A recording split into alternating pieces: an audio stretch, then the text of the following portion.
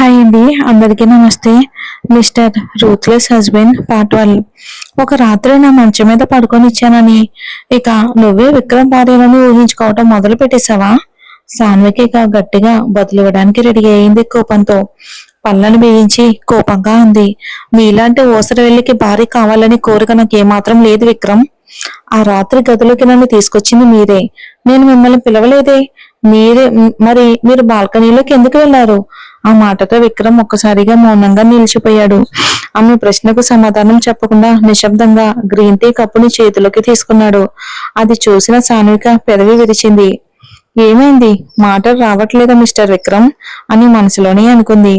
చీర కొంగును ఇక నడుముకి దోపుకుని అక్కడి నుంచి వెళ్ళబోతూ ఉండగా విక్రమ్ ఒక్కసారిగా పిలిచాడు. ఆగు. సాన్విక వెంటనే వెనక్కి తిరిగి చూసింది. విక్రమ్ తల నుంచి పాదాల వరకు ఆమెను ఒకసారి పరిశీలించాడు. చీర కొంగును నడుముకి దోపుకోవటంతో ఆమె ఇంటి ఇల్లాలుగా కనిపిస్తుంది. ఇక నడుములో కొంత భాగం కనిపించడంతో అతను వెంటనే చూపును మరోవైపుకు తిప్పుకున్నాడు. తర్వాత చేతిలో ఉన్న గ్రీన్ టీ కప్పును ఆమె వైపుకు చాచాడు. నాకెందుకు ఇస్తున్నారు? ఇలాంటి చేతి టీ నేను తాగను, మీరే తాగండి. మూర్ఖురాలా, నిన్ను తాగమని ఇవ్వలేదు. టీ చల్లారిపోయింది, తీసుకెళ్లి వేడి చేసి వెంటనే తీసుకురా. ఆ మాట విని సాన్విక ఆశ్చర్యంతో నోరు తెరిచింది. ఈ దుర్మార్గుడి కోసం నేనే టీ వేడి చేసి తీసుకురావాలా అని మనసులోనే మండిపడుతూ నేరుగానే అంది. నేను చేయను. సరే అయితే పండగ కూడా నిన్ను నీ పుట్టింటికైతే పంపను. సాన్విక కోపంతో ఉడికిపోయింది. అంటే మీరు మీరు నన్ను బెదిరిస్తున్నారా? విక్రమ్ మాత్రం మాత్రం భావం మార్చుకోకుండా నెమ్మదిగా జేబులో చేయి పెట్టి ఫోన్ బయటికి తీశాడు. ఇక అందులో ఎవరికో కాల్ చేసి ఫోన్ సాన్విక వైపుకు తిప్పుతూ అన్నాడు. విక్రమ్ ఎవరిని బెదిరించడు, ముందే చెప్పి చేస్తాడు అంతే. ఇక ఏం చేయాలో నువ్వే నిర్ణయించుకో. ఇక అంతే. సాన్విక వెంటనే సైలెంట్ అయిపోయింది. అసలు ఫోన్ స్క్రీన్ లో ఏముందో చూద్దాం. ఫోన్ స్క్రీన్ పై తన తండ్రి నెంబర్ కనిపిస్తుంది. ఆమెకు ఒక్కసారిగా విపరీతమైన కోపం వచ్చింది.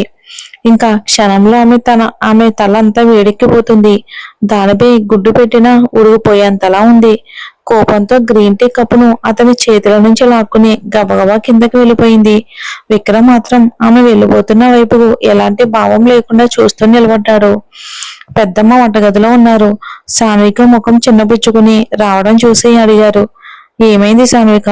విక్రమ్ మళ్ళీ ఏమైనా అన్నాడా? మీ ఇద్దరికి మళ్ళీ గొడవ జరిగిందా? సాన్విక గొంతు బొరవెక్కిన దాచుకుంటూ అంది. ఏమీ లేదులే పెద్దమ్మ, టీ చల్లారిపోయిందంట, మళ్ళీ వేడి చేసి తీసుకురమ్మన్నారు. అప్పటికే ఊర్మిళ ఏప్రాన్ కట్టుకుని డైనింగ్ టేబుల్ దగ్గర టిఫిన్ చేస్తుంది.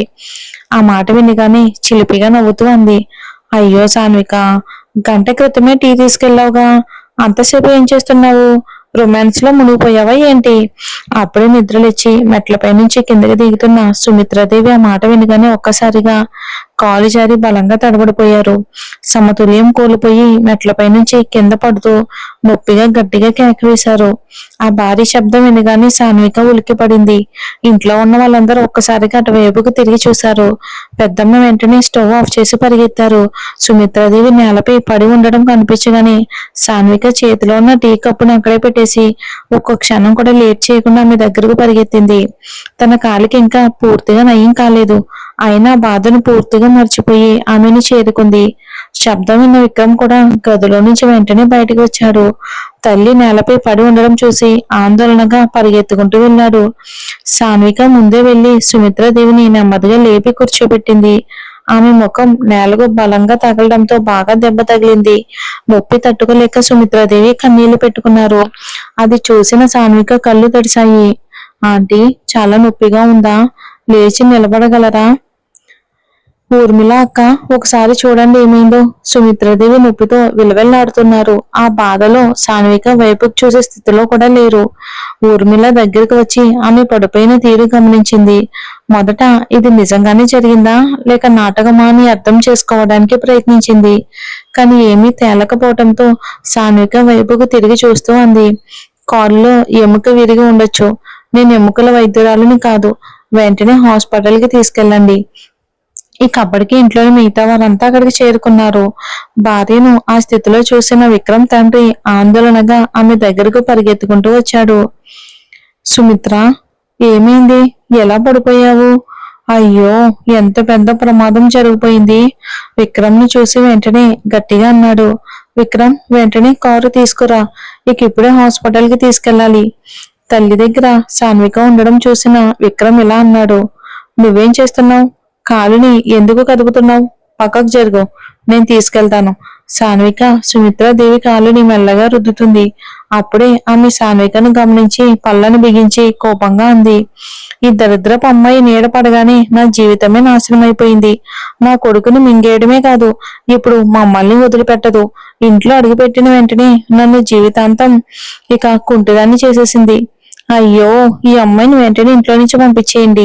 నా కళ్ళ ముందు తిను ఒక్క క్షణం కూడా కనిపించకూడదు. ఇంక విక్రమ్ ఒక్క మాట కూడా మాట్లాడలేదు. అది చూసిన సాన్విక కళ్ళల్లో నీళ్లు ఉబ్బుకాయి. ఇక తాను మెల్లిగా వెనక్కి తప్పుకుంది. విక్రమ్, అతని తండ్రి ఇద్దరూ కలిసి సుమిత్రను ఎత్తుకుని కారు వైపుకు తీసుకెళ్లారు. చివరికి జరిగిన దానంతటికీ కారణం సాన్వికేనని అందరూ తేల్చేశారు. అప్పుడే హెడ్సెట్ పెట్టుకుని కిందకి దిగిన మిహిర్ సాన్వికని చూడగానే విసుగ్గా అన్నాడు. ఈ అరిష్టం ఇంకా ఇక్కడే ఉందా అమ్మా? నాకు కళ్ళ ముందు నుంచి వెంటనే పంపించేయండి. ఉదయాన్నే రోజు మొత్తం పాడైపోయింది. ఆ మాటలు విన్న సాన్విక ఇక అక్కడ బాధతో నిలబడలేకపోయింది. కన్నీళ్లు తుడుచుకుంటూ మెట్లెక్కి తన గదిలోకి అయితే పరిగెత్తేసింది. నేనే తప్పు చేయలేదు. అయినా చివరికి అందరూ నాపైన నిందెందుకు వేస్తున్నారు? నన్నే ఎందుకు అవమానిస్తున్నారు? కనీసం విక్రమ్ ఒక్కసారైనా నా తరపున మాట్లాడలేకపోయాడా? సరే, ఇది ఒప్పంద వివాహమే కావచ్చు, కానీ నేను ఒక మనిషినే కదా, నాకు ఫీలింగ్స్ ఉంటాయి. ఒక మనిషిగా మరో మనిషికి అండగా నిలబడితే అతని గౌరవం ఏమాత్రం తగ్గిపోయేదా? సాన్విక తన కన్నీళ్లను బాధతో తుడుచుకుంది. ఇక నేను ఈ ఇంట్లో ఉండను. ఏం జరిగినా సరే ఇక వెళ్ళిపోతాను. ఒప్పందం కోసం చేసుకునే పెళ్లిగా నేను ఎప్పటికీ కూడా కనీసం అంగీకరించనని బాధగా సాన్విక తనలో తానే కన్నీళ్లు పెట్టుకుంది. ఇక తమలిక ఏం చేస్తుందో చూద్దాం. శోభనం రాత్రి ముగిసి తెల్లవారేసరికి సూర్యుడు ఉదయించాడు. కానీ తమ మాత్రం ఇంకా నిద్రలోనే ఉంది. రాత్రులు ఆమె కోసం టిఫిన్ తీసుకొచ్చి గదిలో పెట్టాడు. నిద్రలో ప్రశాంతంగా ఉన్న ఆమె ముఖాన్ని చూస్తూనే అతని హృదయం నిండిపోయింది. మనసంతా ఒక అపూర్వమైన ప్రశాంతతో నిండిపోయింది.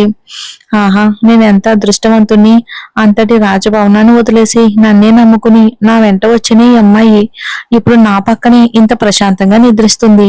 దీనికంటే గొప్ప సంతోషం ఒక భర్తకి ఇంకే ఉంటుంది అని మనసులోనే అనుకుంటూ అతను నెమ్మదిగా ముందుకు వెళ్లి తన భార్య అమాయకమైన ముఖాన్ని అపురూపంగా తన వేళ్లతో మెల్లగా తాకాడు. ఆ వెంటనే తమలిక రతుల చేతిని తన చేతులతో చుట్టేసుకుని హాయిగా తన వైపుకు ఒదిగి పడుకుంది. అది చూసిన రతుల్ పెదవులపై చిరునవ్వు మెరిసింది. మెల్లగా ఆమె దగ్గరకు వాలి ఇక నుదుటిపై ఎంతో మృదువుగా తన పెదవులను ఆనించాడు. వెంటనే తమలిక పెదవులపై చిన్న చిరునవ్వు విరిసింది. అది చూసిన రతుల్ నవ్వు ఆపుకోలేక గట్టిగా నవ్వేశాడు. అంటే ఇంతసేపు నిద్రపోతున్నట్టు నటించావన్నమాట అని చిలిపిగా అంటూనే ఒక్కసారిగా ఆమెకు గిలిగింతలు పెట్టడం మొదలు పెట్టాడు రతుల్. అంతే, తమలిక నిద్రపోతున్నట్టు నటించలేక పగలబడి నవ్వేసింది. అలా ఇద్దరు చాలాసేపు సరదాగా ఒకరినొకరు ఆట పట్టించుకుంటూ నవ్వుకున్నారు. ఇంకా చివరి కలిసిపోయి ఒకరినొకరు గట్టిగా హత్తుకున్నారు. తమలిక కళ్ళు మూసుకుని ఆ కౌగిల్లో పూర్తిగా ఒదిగిపోయింది. రతుల్ హృదయం మాత్రం ఆనందంతో ఉప్పొంగుతుంది. భగవంతుడా, నా ప్రాణం లాంటి ఈ అమ్మాయి చిరునవ్వు జీవితాంతం ఇలాగే నిలిచి ఉండేలా దీవించు తండ్రి. నా చిన్న ప్రపంచానికి రాణిగా ఆమెను ఎప్పుడూ తలపై పెట్టుకుని చూసుకునే అదృష్టం నాకు కలిగించు. ప్రేమ ఈ లోకంలో డబ్బు కంటే ఎంతో విలువైనది. అది నా జీవితంలో నేను నిరూపిస్తాను. ఖచ్చితంగా, తప్పకుండా నిరూపిస్తాను. ప్రేమే ఇంపార్టెంట్ అని. ఇక చూద్దాం మరి ఏం జరుగుతుందో. అపస్మారక స్థితిలో సాన్విక తెల్లని సూర్యకిరణాలను నల్లని మేఘాలను మింగేసి ఆకాశం అంతా కమ్ముకున్నాయి. నింగి మొత్తం నల్లటి మేఘాలతో నిండిపోయింది.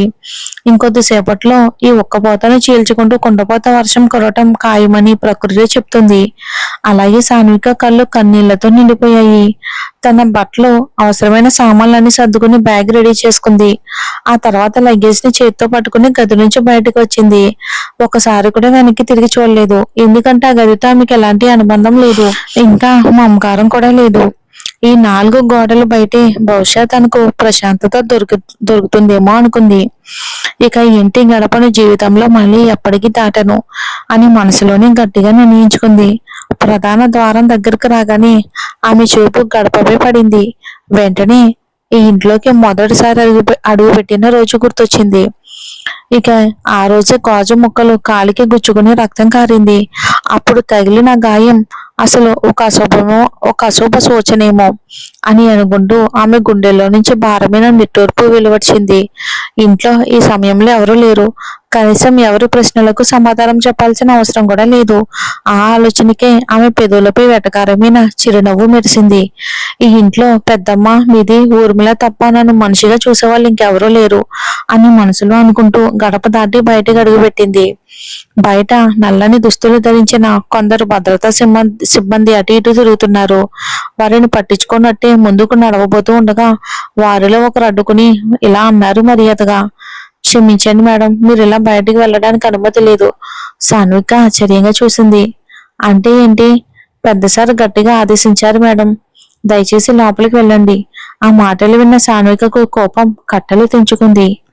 ఆమె ఆ భద్రతా సిబ్బందిపై గట్టిగా అరిచింది. నన్ను అడ్డుకునే హక్కు ఆయనకి ఎవరిచ్చారు? నేను పెద్దదాన్ని, నాకు నచ్చిన చోటుకు వెళ్లే హక్కు నాకుంది. ఇక సెక్యూరిటీ మాత్రం తల ఉంచుకుని నిలబడ్డారు, కానీ దారి మాత్రం ఇవ్వలేదు. వాళ్ళతో మాట్లాడి ప్రయోజనం లేదని సాన్వికకు అర్థమైంది. అంటే ఈ నరకంలోనే కుళ్ళిపోవాలన్నమాట. మనసు నిండా బాధతో తిరిగి తన గదిలోకి వెళ్లి తలుపును గట్టిగా మూసేసుకుంది. చీర కూడా మార్చుకోకుండా నేరుగా వాష్రూమ్ గదిలోకి వెళ్ళింది. కోపం మొండితనంతో షవర్ ఆన్ చేసి దాని కిందే నిలబడిపోయింది బాధతో. కొంతసేపు అలా ఎంతసేపు అలా తడిచిందో కూడా తనకే తెలియదు. కొంతసేపటికి ఆమె కళ్ళ ముందు అంతా మసకబారిపోయింది. చూద్దాం మరి ఏం జరుగుతుందో నెక్స్ట్. అమెరికాలోని వాషింగ్టన్ నగరంలోని డల్లస్ అంతర్జాతీయ విమానాశ్రయం ప్రయాణికులతో సందడిగా ఉన్న ఎక్కడ అనవసరమైన హడావిడి కనిపించలేదు. భారతదేశంలోని రద్దీ విమానాశ్రయాలతో పోలిస్తే ఇక్కడ వాతావరణం ఎంతో క్రమబద్ధంగా ప్రశాంతంగా ఉంది. ప్రతి ఒక్కరూ తమ తమ వ్యక్తిగత దూరాన్ని పాటిస్తూ భద్రతా తనిఖీల కోసం వరుసలలో నిలబడ్డారు. అరణ్యకు ఈ వ్యక్తిగత స్థలం అనే సంస్కృతి చాలా ఇష్టం. ఇక్కడ ప్రజలు ఎదుటివారి సౌకర్యాన్ని కూడా ఎంతో గౌరవిస్తారు, కానీ దాని గురించి గొప్పలు చెప్పరు. నీ కోసమే చేస్తున్నాను అని ప్రదర్శించరు. నిశ్శబ్దంగా తమ పని తాము చేసుకుంటూ వెళ్లడమే వారికి అలవాటు. దాదాపు గంట సేపటికి తర్వాత ఇక సెక్యూరిటీ తనిఖీలు పూర్తయ్యాయి. సాయంత్రం వేళ విమానాశ్రయంలోని అద్దపు గోడల గుండా బయట కనిపిస్తున్న రన్వే వెలుగుల అలంకరణ అద్భుతంగా మెరిసిపోతున్నాయి. నగరం మొత్తం కొత్త అందంతో కలకలాడుతుంది. విమానానికి ఇంకా కొంత సమయం ఉండటంతో అరణ్య లాంజ్లోకి వెళ్లి కూర్చున్నాడు. వాషింగ్టన్ నుంచి నేరుగా భారత్ చేరుకోవాలంటే అతను 2 విమానాలు మారాలి. ముందుగా దుబాయ్ వెళ్లి అక్కడి నుంచి నేరుగా బెంగళూరును వెళ్లాలని నిర్ణయించుకున్నాడు. గతసారి యూరోప్ మార్గంలో వచ్చాడు, కానీ ఈసారి బెంగళూరు మార్గమే ఈజీగా అనిపించింది. కొద్దిసేపటికే లాంజ్ లో ప్రకటన వినిపించడంతో అరణ్య లేచి నిలబడ్డాడు. తన లగేజ్ ని చాలా ముందుగానే చెక్ ఇన్ కౌంటర్ లో అప్పగించాడు. అమెరికాలోని ఈ ఆధునిక సౌకర్యం అతనికి ఎప్పుడూ ఆశ్చర్యంగానే కలిగిస్తుంది. ఒకసారి లగేజ్ ఇచ్చేసిన తర్వాత నేరుగా గమ్యస్థానంలోనే తిరిగి అందుకుంటారు. మధ్యలో దాని గురించి ఎలాంటి ఆందోళన ఉండదు. విదేశాల్లోని ఈ క్రమబద్ధమైన వ్యవస్థ అతన్ని ఎప్పుడూ ఆకట్టుకుంటూనే ఉంటుంది. అరణ్య తన చేతి గడియారం చూసుకున్నాడు. ఇక బయలుదేరే టైం వచ్చింది. నా నగరానికి తిరిగి వెళ్తున్నాను. నన్ను చూసినప్పుడు సాన్విక ఎంతో సంతోషపడుతుంది. మా ఇద్దరి మధ్య పేరుకుపోయిన అపార్థాలు, అలకలన్నీ ఈసారి పూర్తిగా తొలగించేస్తాను అని అనుకున్నాడు అరణ్య. ఇంకా సాయంత్రానికి విక్రమ్ ఇంటికి అయితే చేరుకున్నాడు.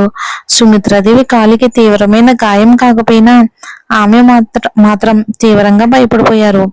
అందుకే డాక్టర్ కాలికి కట్టుకట్టి వీల్ చైర్లో కూర్చోబెట్టారు.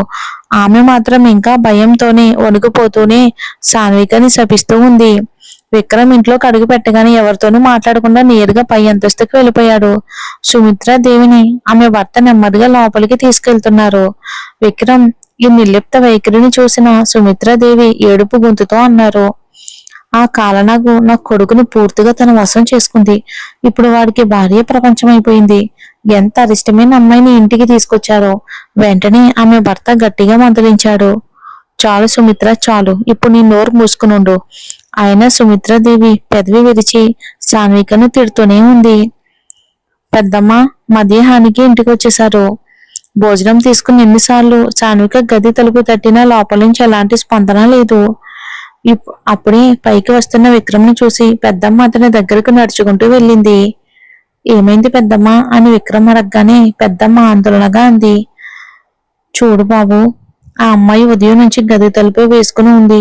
ఒక్క మెతుకు కూడా తినలేదు, చుక్క నీళ్లు కూడా తాగలేదు. ఎన్నిసార్లు పిలిచినా ఎలాంటి సమాధానం ఇవ్వటం లేదు.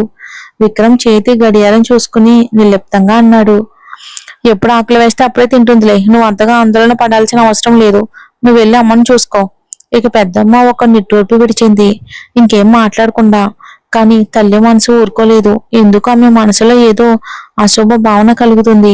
ఆ అమ్మాయి క్షేమంగానే ఉందా అని అనిపించిన విక్రమ్ ముఖంలో ఉన్న తీవ్రత చూసి ఎందుకో మాట మాట్లాడే ధైర్యం చేయలేదు పెద్దమ్మ. భోజనం ఉన్న ప్లేట్ తీసుకుని అక్కడి నుండి వెళ్ళిపోయింది. పెద్దమ్మ వెళ్ళగానే విక్రమ్ అసహనంగా నిట్టూర్చాడు. ఇంకొద్దిసేపట్లో మళ్ళీ కార్యాలయానికి వెళ్ళాలి. ఇక రోజంతా అక్కడ పరిస్థితి ఎలా ఉందో కూడా చూడలేదు విక్రమ్. రేపు ఒక పెద్ద సినీ నటుడు రానున్నాడు. దానికి సంబంధించిన సమావేశం కూడా ఉంది. ఇక వాళ్ళకి అప్పగించిన పని పూర్తయిందో లేదో కూడా తెలుసుకోవాలి అనుకున్నాడు విక్రమ్. మరి ఏం జరుగుతుందో ఏంటో మరి వచ్చే ఎపిసోడ్లో చూద్దామండి. Thanks for watching. అరణ్య రావాలి స్టోరీ ఇంకా బాగుంటుంది.